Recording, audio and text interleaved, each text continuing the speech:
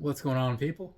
So I'm gonna knock out a real quick running follow-up thing, and as I always say with these little videos, this is not going to be some kind of scientific breakdown with all the details and stats or anything like that.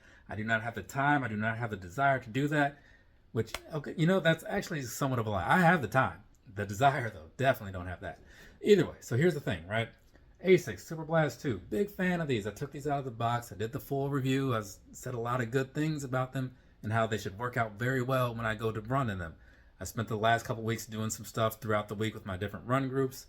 Had a 10K Saturday, 5K today.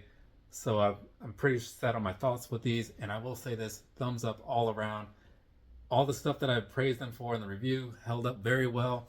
Running around in these, I put them on the first time and I ran back to the car to get something, and I hate the cliche because it's so overused, but it did feel like the whole running on clouds thing. It honestly did, right? It was pretty good, and that's come from a person who wears a lot of different shoes. So I like that aspect of it.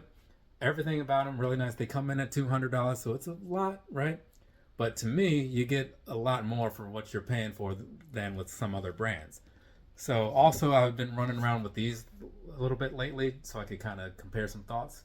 This is the Gel-Kinsei Max, and it doesn't make a whole lot of sense to me to compare these one-to-one because they're both Asics running shoes, but for different people.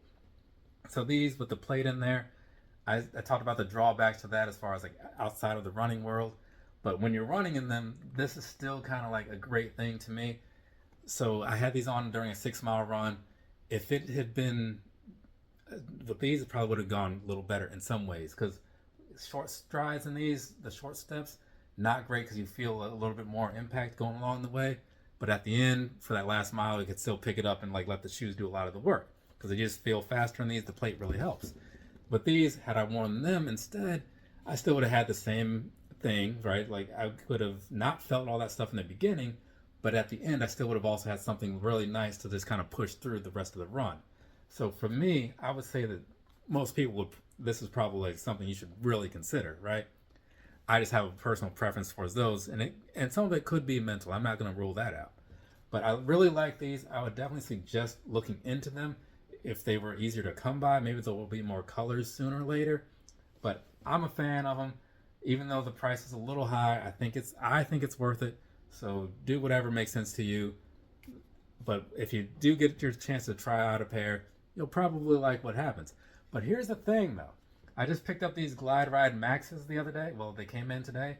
And so all this stuff that I've been talking about over the last 3 minutes, well, it could all shift once I get these all broken in.